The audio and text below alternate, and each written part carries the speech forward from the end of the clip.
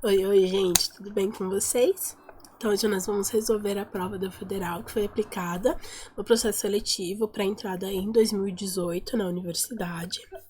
Ela também, eu acho que não foi uma prova assim tão difícil. Algumas questões, vocês vão ver se vocês estão fazendo as questões, resolvendo as provas da Federal.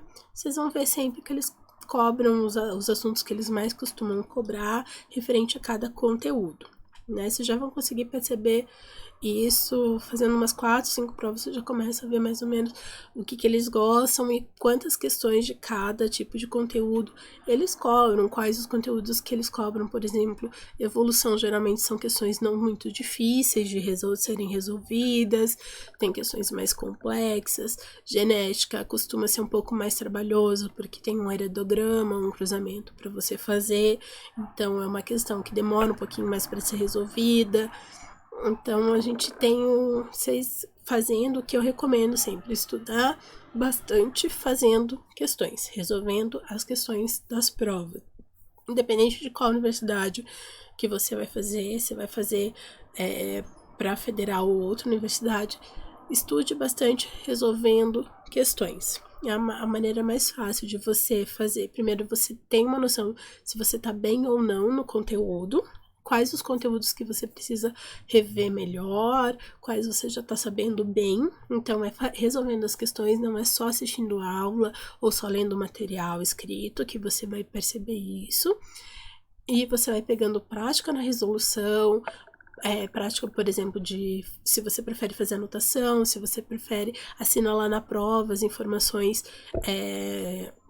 que são mais importantes para você conseguir resolver a questão. Se você acha mais rápido, primeiro ler a questão e depois ler as alternativas, ou se você prefere dar uma olhada nas alternativas para ter uma noção, enquanto você está lendo a alternativa, você já sabe mais ou menos qual a questão que está correta, o que você precisa prestar atenção no enunciado.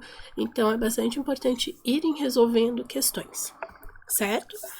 Já vou pedir desculpa também pela minha voz.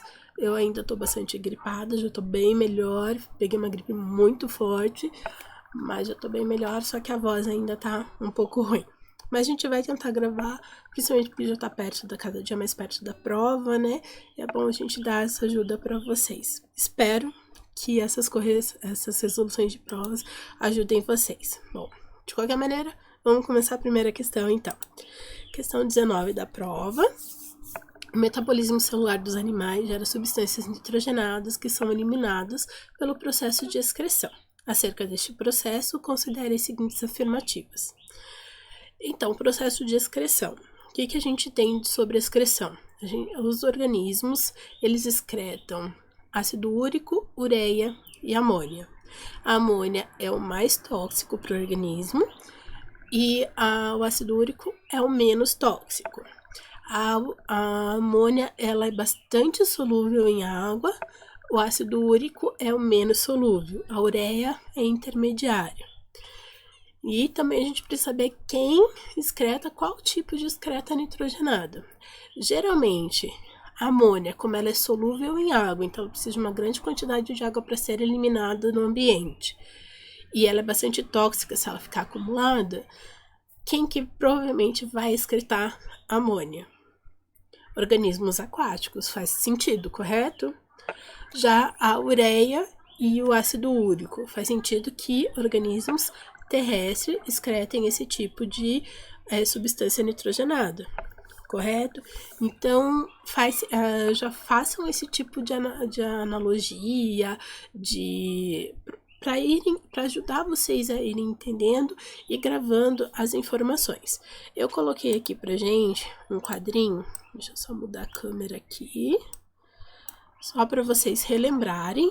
Então, como nós falamos, amônia, alta toxicidade, alta solubilidade em água, ureia, intermediária, ácido úrico é o menor. Né? A amônia ela vai precisar de muita água para ser excretada do organismo, a ureia um pouco menos e o ácido úrico é o que menos precisa de água para ser excretado. Então, aqui a gente vai ter uma excreta com bastante água, aqui já vai ser uma excreta mais concentrada e aqui ainda mais concentrada do que a ureia. Ácido úrico, aves, répteis e insetos fazem essa excreção. A ureia, anelídeos, mamíferos, anfíbios adultos e peixes cartilaginosos, embora eles sejam aquáticos, eles usam a ureia para fazer a excreção deles. Né? Então, eles transformam, esses organismos transformam a amônia em ureia em ácido úrico no metabolismo. Né? E no ambiente aquático nós vamos ter quinidários, crustáceos, peixes ósseos, larvas de anfíbios, moluscos, equinodermos. Então, o anfíbio, enquanto ele é uma larva que ele está no ambiente aquático, ele vai excretar amônia. Quando ele passa para o ambiente terrestre, ele vai excretar ureia, certo? Então, vamos voltar a câmera aqui e para o próximo slide. Então, vamos lá. A afirmativa 1. A amônia é tóxica para o organismo, correto? Por ser bastante solúvel em água, é rapidamente difundida e eliminada por animais que vivem em ambiente aquático. Corretíssima essa afirmativa. A gente acabou de ver exatamente isso, né? A amônia, ela precisa ser eliminada constantemente. Como ela se difunde bastante, se dissolve muito fácil em água, fica fácil em ambientes aquáticos ela ser eliminada. Então, verdadeira. 2. Nas aves, a amônia é convertida em ureia, que é menos tóxica que a amônia. Então, a ureia é realmente menos tóxica que a amônia, mas as aves, elas fazem excreção do quê? Do ácido úrico. Inclusive, as aves, por exemplo, elas eliminam pela cloaca, elas não têm como nós, né, que tem a urina e as fezes, elas já eliminam tudo junto. E é bastante concentrado. Então, essa aqui está falsa. 3. Insetos convertem amônia em ácido úrico, certo? Produzindo uma urina mais concentrada, pois o ácido úrico é pouco tóxico e tem baixa solubilidade em água. Certíssimo. E 4. Mamíferos excretam principalmente ureia, certo? Que, por ser menos tóxica, pode ser armazenada temporariamente no corpo sem risco de intoxicação. Certíssimo. A 4, então apenas a 2 ficou falsa, resposta a letra D. Ok, vamos para a próxima questão, então. 20. A falta de vitaminas pode causar doenças chamadas avitaminoses, cujos sintomas dependem do tipo de vitamina que está deficiente. Em um estudo realizado em diferentes populações humanas, foram constatados os seguintes sintomas de doenças relacionadas à avitaminose: raquitismo 1, escorbuto 2, hemorragias 3 e cegueira noturna 4. Assinale a alternativa com a dieta correta para o tratamento de cada uma das 4 avitaminoses acima identificadas. Então, o que a gente tem que lembrar? Sempre saber, não é toda a tabela de vitaminas, todos os alimentos que possuem aquele tipo de vitamina, mas saber o principal, o mais característico daquela vitamina, né? Qual é a doença que a ausência daquela vitamina, ou seja, uma avitaminose, pode causar para o organismo, certo? E a gente consegue muitas vezes, sabendo essas principais informações. A vitamina, ela tá ligada a qual doença e qual é a principal componente da dieta que possui aquela vitamina, qual é o mais característico daquela vitamina. Por exemplo, há uma vitamina extremamente famosa que a gente sabe, vitamina C, que a gente usa bastante por causa de resfriados, porque ela ajuda no nosso sistema imune. Então, a vitamina C ela é extremamente importante e quando você está com gripe, geralmente mandam você comer o quê? Frutas cítricas, né? Porque as frutas cítricas elas têm uma quantidade, né? Elas são ricas em vitamina C. Uma doença que é bastante famosa por causa da vitamina C, que a gente vê, principalmente lembram para vocês das grandes navegações, dos marinheiros que tinham muitos problemas, perdiam os dentes, tinham muita hemorragia, que é o escorbuto. Então, palavras que são características: vitamina C com frutas cítricas com escorbuto. Então, essas 3 vão estar sempre ligadas. Você sempre vai achar, dificilmente você vai achar alguma outra informação em questões de prova que não seja ligando vitamina C ao escorbuto e a frutas cítricas, certo? Então, é sempre bom você gravar, por exemplo, vitamina A, geralmente vai ter cenoura e algum outro alimento que tenha também essa coloração alaranjada. Então, mas grave sempre isso. Qual é a doença, a vitamina, a doença e o principal alimento característico por ter ser fonte daquela vitamina. Aqui, inclusive, se a gente tiver uma noção, não precisa nem saber tudo, mas a gente tiver uma noção de pelo menos 2 vitaminas, saber bem certinho 2 vitaminas, uma noção de outras, a gente já consegue eliminar e achar a resposta correta. Por exemplo, a gente acabou de falar de vitamina C, que tem a ver com escorbuto e tem a ver com frutas cítricas. Escorbuto é a doença número 2 que ele tá pedindo. Então, a gente vai ter que achar o quê? Aqui nas alternativas, a gente vai achar as que tem o número 1, que tem a escorbuto, vitamina C e frutas cítricas. No 2, frutas cítricas como fonte de vitamina C, já tá correto. B, frutas cítricas como fonte de vitamina C, certo. Letra C, 2, frutas cítricas como fonte de vitamina A, já eliminamos. D, 2, peixe, leites e vitamina K, também já não tem nada a ver com escorbuto. E, 2, cenoura, abóbora, fonte de vitamina C, já tá errado. Então, aqui a gente já ficou entre A e B. Viu como a gente não precisa saber todos, por exemplo, aqui ó, cenoura, abóbora e fígado como fonte de vitamina D. Todos esses alimentos são fontes da vitamina tal. A gente não precisa saber todos, mas sabendo o principal, o mais característico, a gente já mata a questão. De qualquer maneira, eu coloquei então aqui pra gente a vitamina, uma tabela com as vitaminas, as fontes, as doenças provocadas pela vitaminose e a função no organismo, inclusive a fonte. Se vocês quiserem, tem vários modelos, tem várias essas tabelas diferentes, tanto em material didático quanto na internet, então vocês podem façam esquemas, uma coisa que ajuda também bastante. A gente está acostumado a fazer as coisas no computador. Mas tem inclusive estudos que demonstram que você escrever à mão ajuda a gravar, que o que você digita você esquece muito fácil, o que você escreve mesmo, pega o lápis, a caneta, escreve, você grava por muito mais tempo. Então, para estudar para a prova, façam questões, façam esquemas, escrevam mesmo, né? Façam as suas tabelas, os seus esquemas, que ajuda muito para vocês gravarem as informações para estudar. E para quem vai fazer prova discursiva, procure o máximo de provas discursivas, de questões discursivas que vocês tenham para escrever.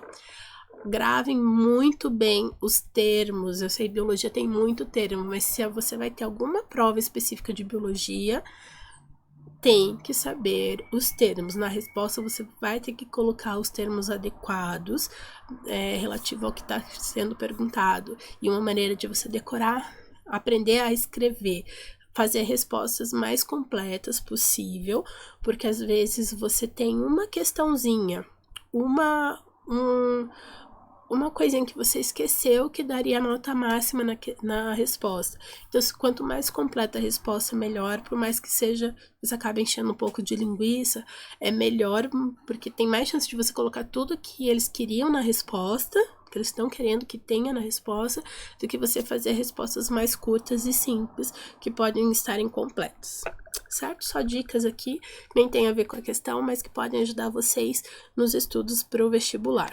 Então, vamos lá.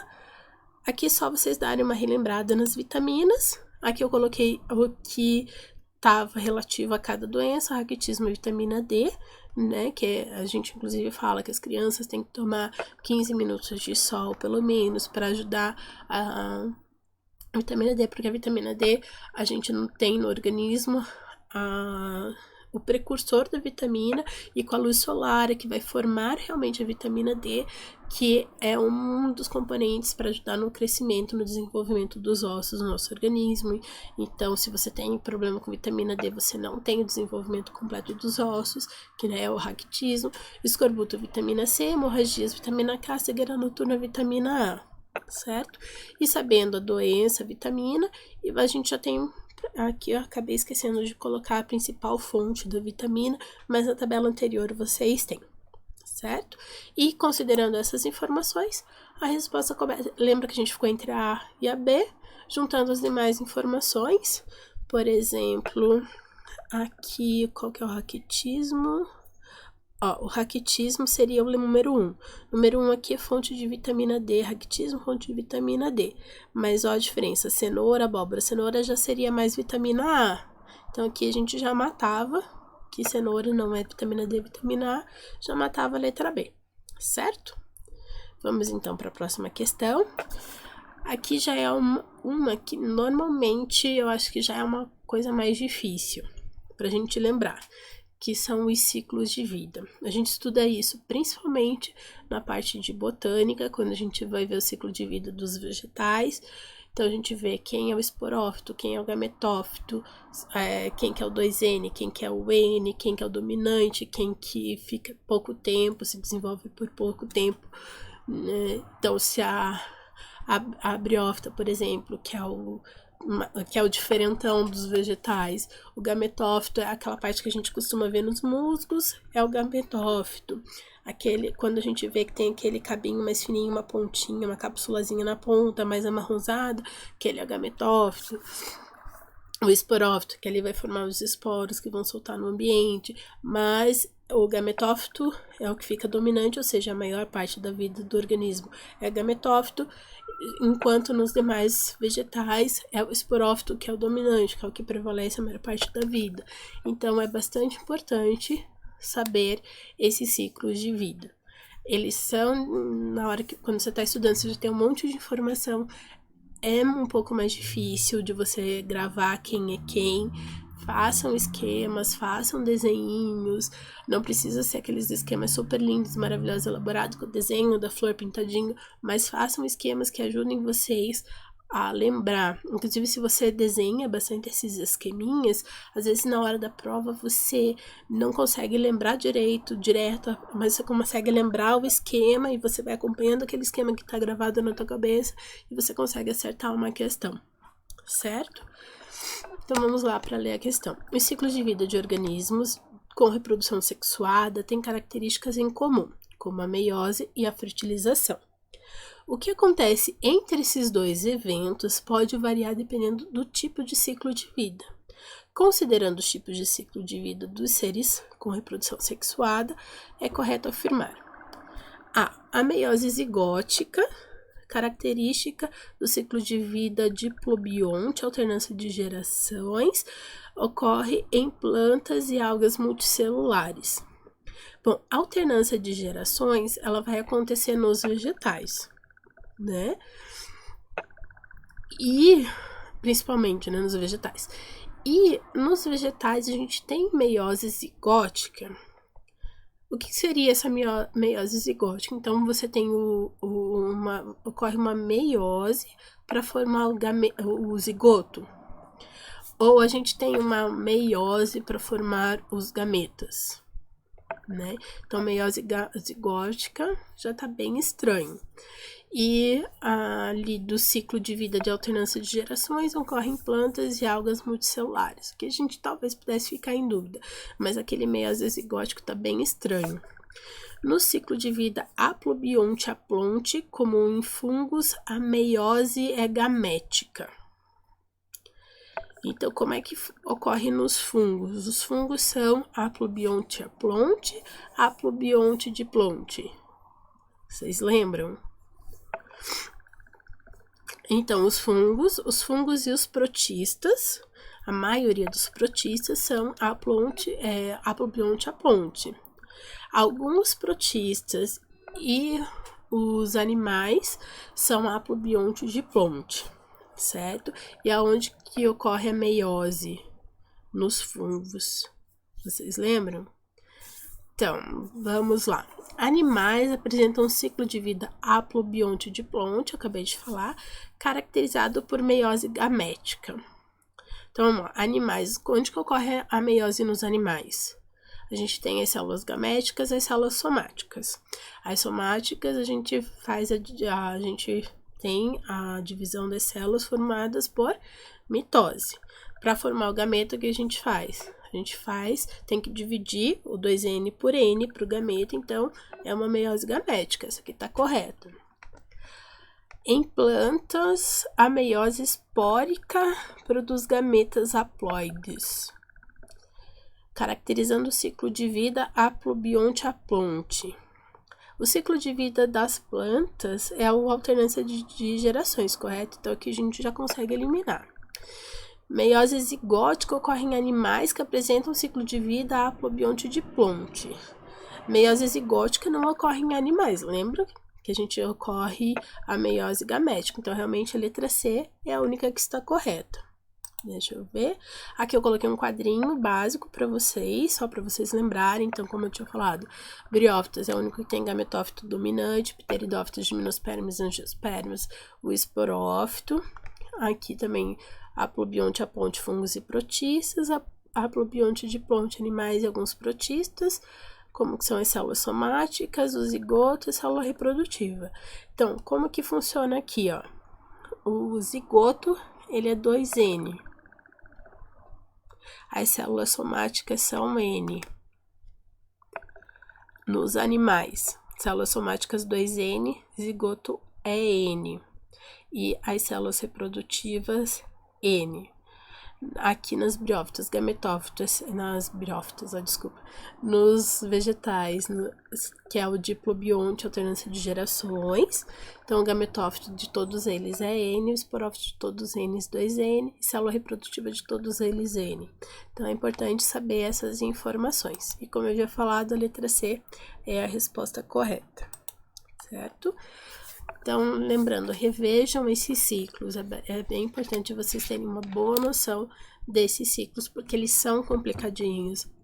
A gente acaba trocando as informações, tem uma hora que a gente já não sabe, mas na hora da prova intensitativa a gente não vai saber quem é quem, então é bom vocês lembrarem, fazerem bastante esses esqueminhas para lembrar quem é esporófito, quem é gametófito, quem é 2N, quem é N, certo? Próxima questão, uma questão bem simples, que é bom, você acabou de ser uma questão bastante complicada, outra é super simples de você resolver, tende a ser super simples, né, porque é uma questão de interações ecológicas, então se é protocooperação, parasitismo, competição, tende a ser uma coisa que a gente, mesmo sem lembrar corretamente todos os termos, a gente acaba, na hora que a gente lê os exemplos, acaba vindo na cabeça o que deve ser, né? E geralmente não cai umas coisas muito difíceis, né? Então vamos lá. Uma coruja caça durante a noite e captura um morcego. Ambos são capturados por uma rede armada por pesquisadores. Após a análise cuidadosa da coruja e do morcego, os pesquisadores encontraram, sob as penas da coruja, ácaros e piolhos, e sobre os pelos do morcego, moscas hematófagas. As interações interespecíficas entre a coruja e o morcego, entre os ácaros e piolhos e entre a mosca hematófaga e o morcego são denominados respectivamente. Então, o que a gente faz primeiro? Ele quer respectivamente. Qual que foi o primeiro que ele perguntou? Coruja e morcego. A coruja estava capturando o morcego para sua alimentação. Quando a gente faz isso, o que está acontecendo? Predação, correto? Os ácaros e piolhos na coruja.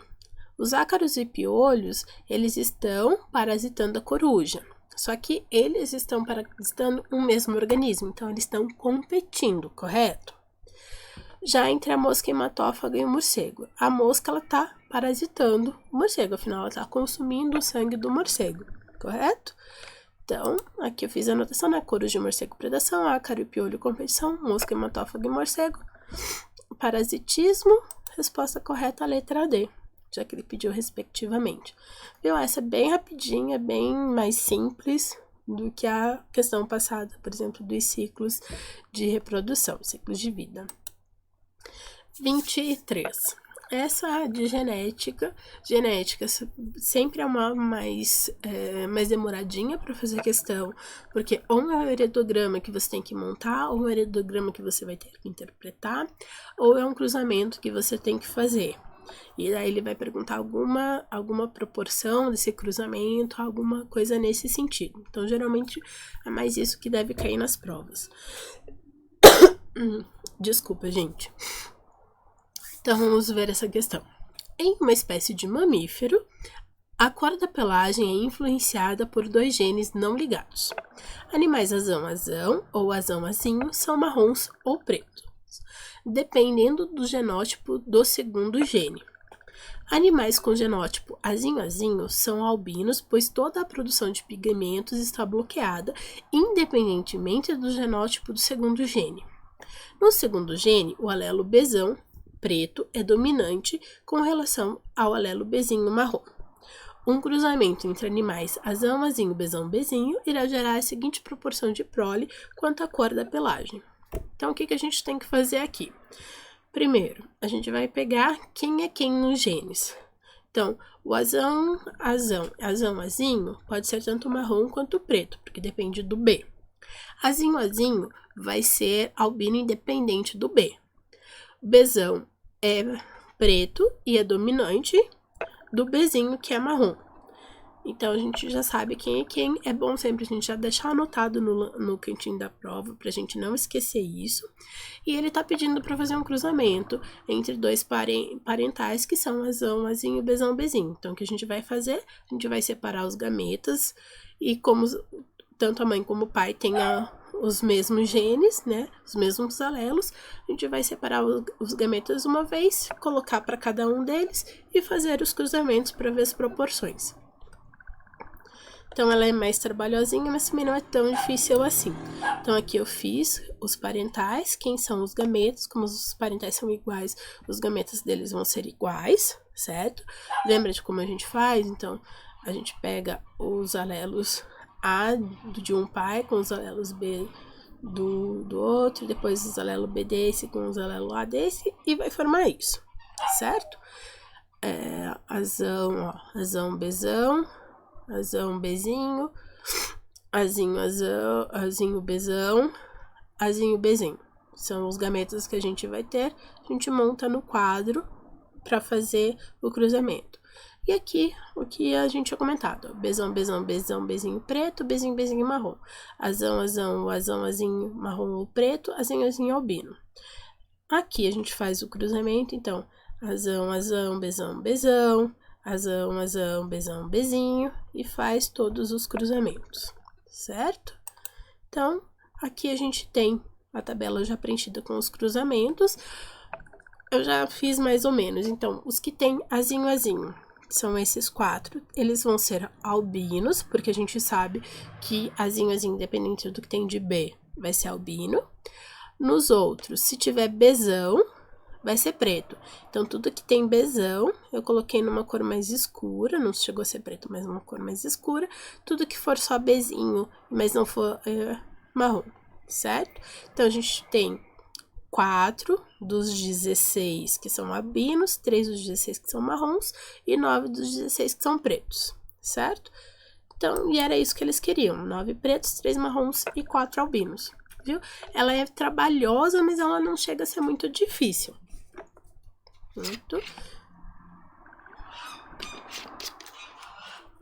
Então, vamos lá para a próxima questão.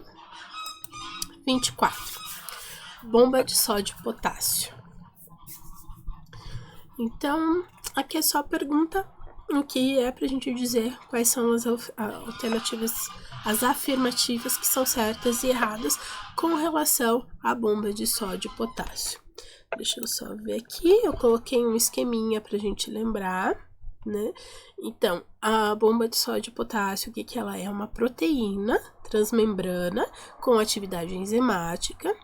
Ela vai utilizar o ATP, então, ela vai liberar, né, um fósforo para tornar ADP. Desculpa. Ela faz o transporte iônico contra o gradiente de concentração. E ela faz, como que ela faz esse transporte? Ela, por um lado, ela joga 3 Na, 3 sódios, enquanto ela joga para o outro lado 2 potássio. Isso vai alterar a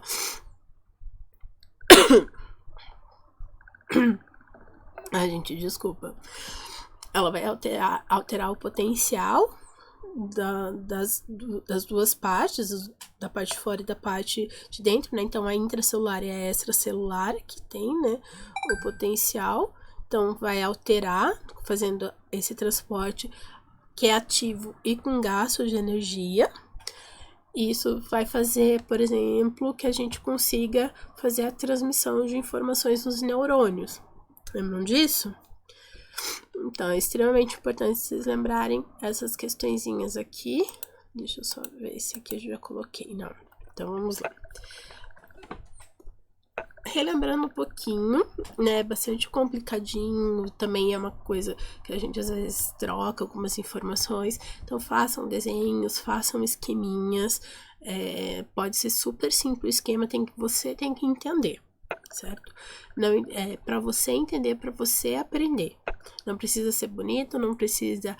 Porque a gente vê, às vezes, não sei se vocês seguem, mas eu sigo alguns perfis, por exemplo, para Enem, para vestibular, que faz aqueles esquemas todos bonitos, coloridos, com lettering, né, aquela letra bonita, desenhada. Não precisa de nada disso. Você pode fazer o teu super simples, que é no teu caderno, só para você estudar, certo? Até porque você não perde tanto tempo fazendo aquelas coisas bonitas, né? Porque o teu foco é estudar e passar no vestibular, né?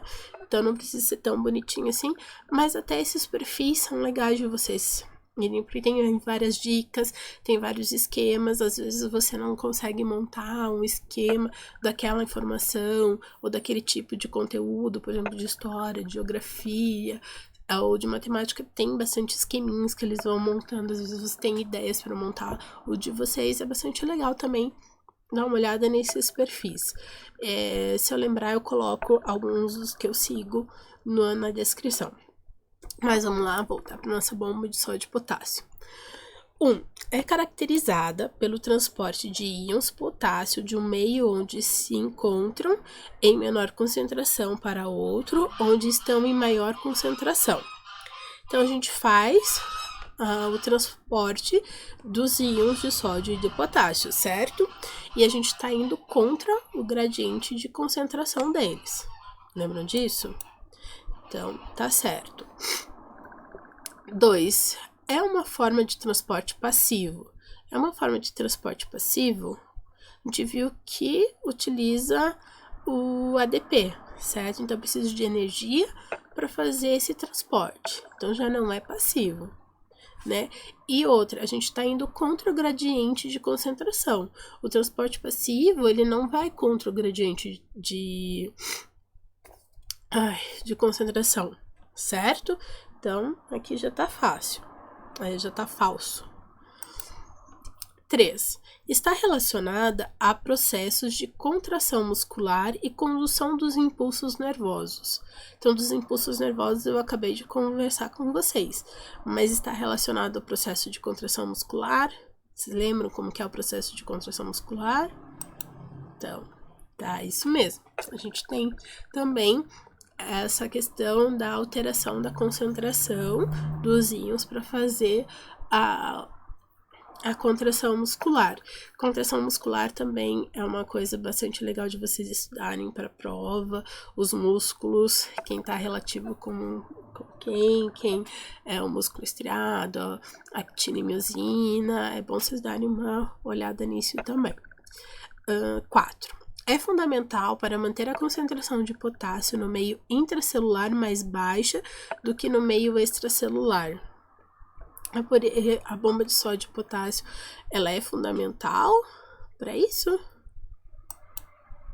Então, a bomba, a gente não está falando de manter as concentrações corretas. A gente está falando de alterar constantemente essas concentrações e não manter essas concentrações, o que tem que estar mais para fora, que tem que estar dentro. Não, a gente está sempre alterando isso para fazer essas trocas de concentração e de potencial das plantas. Olha, gente, acho que essa gripe não tá me fazendo bem, os remédios da gripe não tá me fazendo muito bem, mas o potencial tem que estar trocado, então a gente vai fazer constantemente isso. Ela não é para manter o potássio ou o sódio para dentro ou para fora da célula. Lembra disso? Então, é uma forma de difusão facilitada, importante para o controle da concentração de sódio e potássio no interior da célula. Então, não é uma difusão facilitada, a gente já viu que tem... a gente vai contra o gradiente de concentração, precisa de uso de ADP, então essa vai estar falsa também. Então, a 1 e a 3 somente que são as verdadeiras. Vamos lá. Então, somente 1 e 3. Ah, gente, desculpa, mas tá difícil mesmo. 25. Considerando a fotossíntese e a respiração celular aeróbica, identifique como verdadeiras ou falsas as seguintes afirmativas. Então, vamos lá. Quando a taxa de fotossíntese é maior que a taxa de respiração celular, há maior disponibilidade de carboidratos para a planta. Então, vamos lá.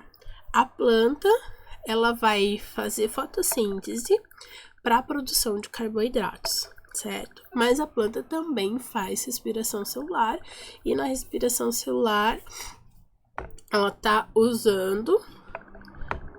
também carboidratos para queima nas células. A respiração é para manutenção das células e carboidratos também, certo?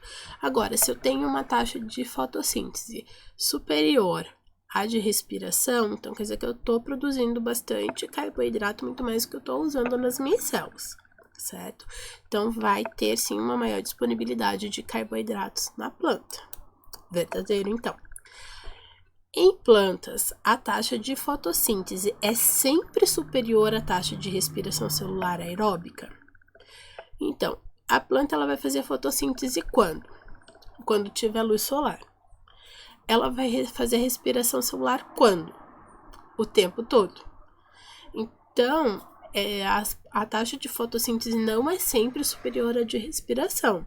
Durante o dia, enquanto tem luz solar, pode ser que essa taxa seja superior, sim. Mas à noite que não tem luz solar, por exemplo, não vai ocorrer fotossíntese. Então, a taxa já vai estar menor do que a de respiração, porque simplesmente ela não ocorre. Então, essa já está falsa. Próxima alternativa. As taxas de fotossíntese e de respiração celular podem se equivaler de modo que todo o gás carbônico produzido na respiração é utilizado na fotossíntese. Então, ele está dizendo que pode se equivaler, não que obrigatoriamente vai se equivaler. E pode realmente acontecer isso, por algum motivo a planta está produzindo bastante fotossíntese, fazendo bastante fotossíntese, mas ao mesmo tempo fazendo muito quebra de carboidrato, muita respiração celular. Ou a respiração dela está normal e a taxa de fotossíntese já está mais baixa, se equivalendo, porque a quantidade de luz, ou de água, ou de gás carbônico para ela fazer a fotossíntese não está mais baixo, por exemplo. Então, pode ocorrer sim. Verdadeiro. A fotossíntese produz carboidratos que são utilizados na respiração celular, e a respiração celular transforma os carboidratos em dióxido de carbono, que é utilizado na fotossíntese. Então, que a gente até comentou no início, né? A planta produz esse carboidrato, acho que ela desaprende a falar, e depois ela vai utilizar para suas atividades, incluindo a respiração celular, certo? Então, corretíssima essa.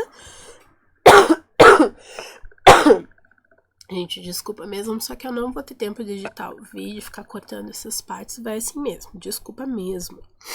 Então, só a 2 está errada, então, letra B é a resposta correta. 26. Um grupo de roedores é separado pelo surgimento de um rio. Ao longo do tempo, os roedores ao norte do rio tornam-se brancos, enquanto os roedores ao sul do rio tornam-se castanhos. Nesse caso, é correto afirmar que é seleção natural. Então, lembra que quando vocês estudam as questões de seleção natural, por que pode ocorrer, acontece de, por exemplo, surgir uma cadeia de montanhas, surgir um rio, alguma coisa fez que separou algumas populações. A seleção que vai ocorrer em cada ambiente pode ser diferente, né? As condições ambientais de cada local podem ser diferentes. E isso vai selecionando ao longo do tempo os genes diferentes, alelos diferentes em cada uma das populações. E essa diferenciação pode chegar ao ponto de que elas nem se reconheçam mais. certo? Inclusive, às vezes, essas alterações, elas vão ocorrendo, não precisa nem ter uma separação. Por exemplo, tem a questão de aves, que no litoral, ele vai percorrendo o litoral assim, então, e as aves, uma ao lado da outra, elas vão cruzando. Só que já vai tendo alterações dependendo dos ambientes. E chega num ponto que as aves dos extremos desse ambiente, elas já não se reconhecem mais e não cruzam. Então, por exemplo, essa daqui cruza com a população que está ao lado dessa, a população ao lado dessa cruza com essa, com a população do lado, e assim por diante. Só que essas dos extremos já não conseguem mais cruzar, elas já não se reconhecem, porque as diferenças já são muito grandes. Então, às vezes, não precisa nem ter uma barreira mesmo como essa do rio, e pode ocorrer essas alterações devido ao ambiente que essas espécies estão vivendo, que façam com que elas não se reconheçam, que elas se diferenciem muito. Neste caso, eles estão dizendo que os roedores eles mudaram a coloração. E agora vamos ver com relação à seleção natural o que pode ter ocorrido. A. Gera mutações específicas para os ambientes ao norte e ao sul do rio. A seleção natural, ela gera mutações específicas? A seleção natural, ela vai pode selecionar mutações que ocorreram, mas ela não gera mutações. Lembra disso?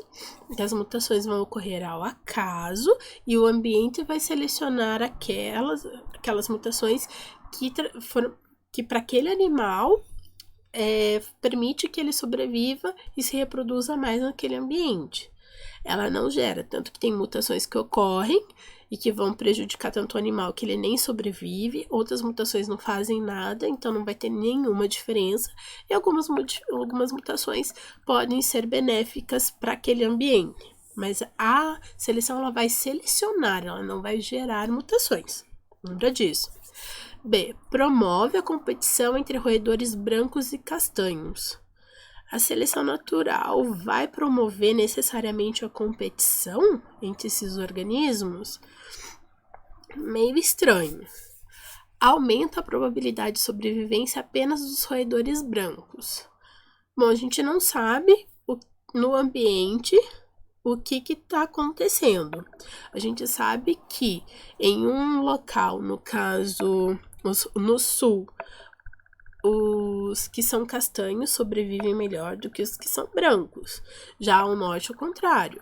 Então, aumenta a probabilidade de sobrevivência. A gente poderia dizer, por exemplo, se a gente pegasse a população castanha e colocasse lá, a gente pode dizer que no ambiente ele ia acabar selecionando os brancos. Ai, gente, desculpa mesmo. Mas a seleção, ela não aumenta essa probabilidade simplesmente por isso. A gente teria que modificar. Então, não dá pra dizer que ficou meio estranho ainda. D. Promove a cooperação entre roedores brancos e castanhos? Também a gente não pode afirmar. Favorece diferentes fenótipos ao norte e ao sul do rio? Bom, se só esse rio, e com o tempo a gente acabou vendo que essas populações mudaram as colorações, em um local ficou só os castanhos e em outro só os brancos, a gente pode dizer que naqueles ambientes a seleção natural favoreceu realmente esses genótipos, certo? Que é a resposta correta. Mas as outras você viu que não fazem muito sentido, porque a seleção natural ela não cria, ela não gera.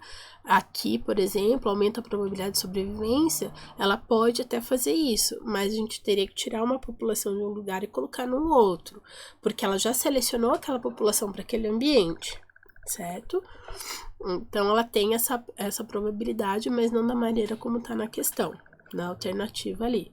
Então, é uma questão de interpretação também de o que ele está falando com o que pode ter acontecido, né? 27, então, a microinjeção pronuclear de óvulos fertilizados é o método mais amplamente utilizado para a produção de camundongos transgênicos. Esse método consiste na injeção de uma solução de DNA contendo o transgene de interesse no pronúcleo de um óvulo recém-fertilizado. Os óvulos são então transferidos para os ovidutos de uma fêmea, onde se desenvolvem. Considerando a técnica de microinjeção pranuclear de óvulos fertilizados, indique como verdadeiras ou falsas as seguintes afirmativas. Então, ali ele já falou qual que é o procedimento, né, para você formar camundongos transgênicos. O que que você vai fazer? Você vai fazer essa técnica que ele utilizou de colocar esses genes no óvulo fecundado, né, no pronúcleo do óvulo fecundado, e como esses genes vão estar nesse óvulo, esse organismo vai se desenvolver com esses genes, certo? Pelo que a gente lê ali no enunciado da questão, é isso que a gente entende. Então, eles vão pegar esses genes, colocar dentro desse óvulo, do núcleo desse óvulo, né, no pronúcleo de um óvulo recém-fertilizado, e vão esperar o desenvolvimento desse organismo dentro da fêmea. Deixa eu só um minutinho aqui. Desculpa, gente.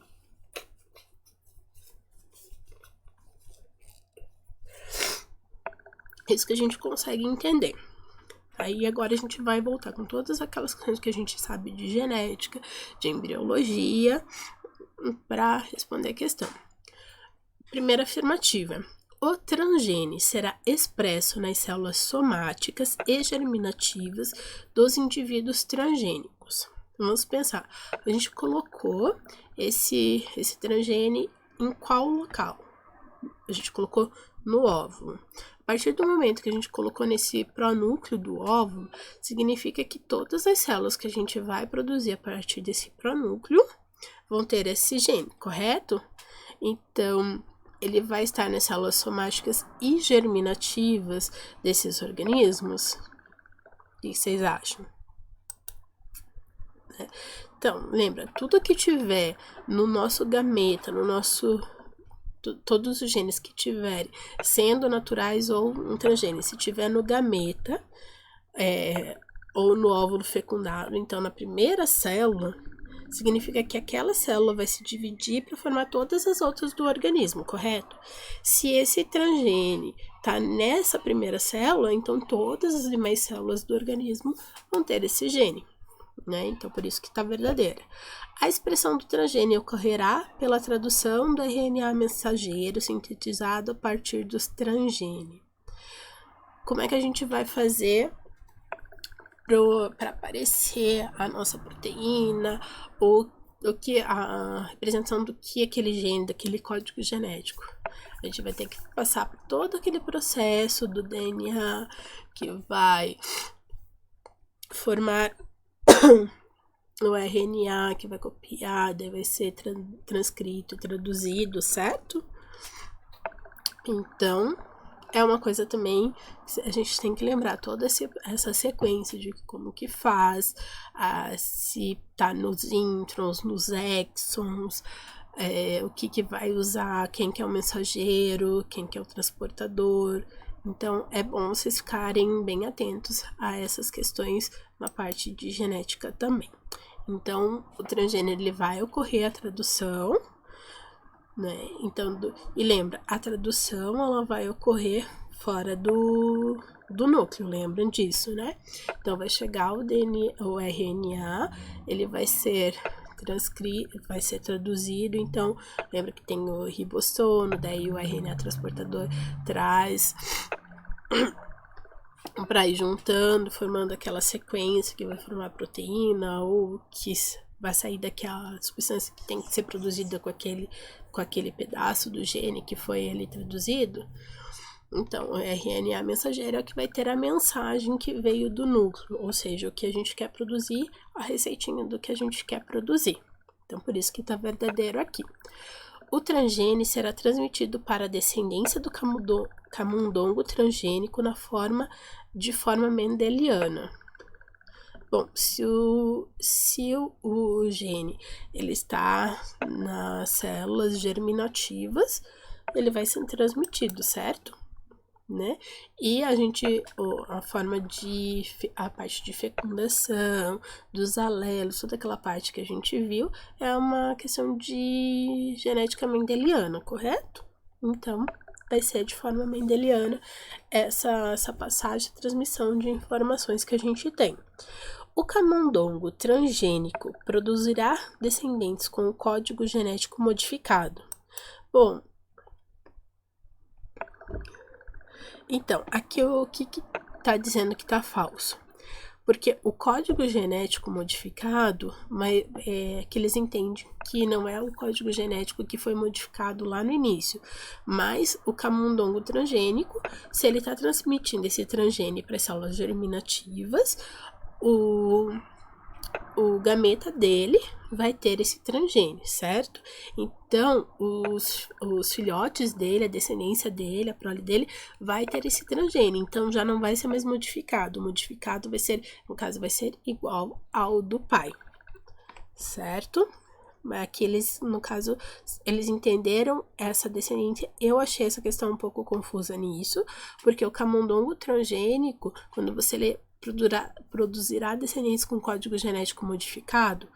Então, se eu inserir esse transgene, então eu modifiquei um pouco o código genético desse camundongo, inserindo esse pedaço de gene, certo? Então, a partir de então, ele tá com um DNA modificado, e isso ele vai passar esse código genético com essa alteração para as células germinativas e para os filhotes. Só que o que eles entenderam aqui é que os filhotes vão ter o mesmo código genético, pelo menos parte desse código, né, do gameta que vem dele, vai ser igual o dele. Então, já não vai ser mais modificado, ou seja, não vai ser o original. Foi isso que eles entenderam nessa questão. Eu, sinceramente, eu não concordei muito, mas foi o que eles definiram como gabarito oficial, certo? E 28. Decisão de Trump gera ondas de críticas no mundo. Grande decepção, irresponsável, equivocada. As reações ao anúncio do presidente americano Donald Trump de que vai retirar os Estados Unidos do Acordo de Paris sobre o clima foram negativas em todo o mundo. A notícia acima menciona as reações de outros países após o presidente dos Estados Unidos anunciar que não respeitará o acordo firmado entre 195 países para reduzir emissões de gases do efeito estufa no contexto do desenvolvimento sustentável. O objetivo do acordo é voltado à redução da emissão, principalmente do gás. O Acordo de Paris, ele é responsável principalmente pela diminuição, a redução do dióxido de carbono, CO2, certo? Então, efeito estufa, aqui ele fala, efeito estufa. O que vem no efeito estufa? A primeira coisa, o gás mais importante que a gente tem do efeito estufa, CO2 ou dióxido de carbono, e o Acordo de Paris, ele pede a redução da emissão desse gás. Então, resposta correta. Sim, eu coloquei aqui. Desculpa. Dióxido de nitrogênio, NO2, pode dar origem ao HNO3, que leva a chuva ácida. Dióxido de carbono, CO2, efeito estufa. Clorofluorcarbonetos, o CFC, redução da camada de ozônio. Dióxido de enxofre, SO2, pode dar origem ao H2SO4, que é a chuva ácida, e o ozônio O3, que ele tem a função de proteção contra excessos de radiação UV aqui no planeta Terra. Então, aqui só para vocês saberem o que é cada substância que eles colocaram, mas no caso, efeito estufa é o CO2, dióxido de carbono. Resposta correta, letra B. E essa foi a prova da Federal para o processo seletivo de 2017 e 2018. Eu acho que não foi uma prova assim, muito difícil, embora tenha algumas questõezinhas mais complicadinhas, como aquela do ciclo de vida, a de genética que é mais trabalhosa. Mas vocês seguindo essas dicas de fazerem os esquemas, escreverem bastante as informações, os termos, para irem lembrando, para colocar, fixando essas informações, acho que vocês tiram de letra a prova de biologia da Federal, certo? Qualquer dúvida, nos comentários, e espero não demorar tanto para gravar o próximo vídeo. Eu só espero melhorar logo dessa gripe para gravar mais rápido e ficar um vídeo melhor para vocês. certo? Espero que tenham gostado do vídeo, ajude bastante vocês. Tchau, tchau, gente.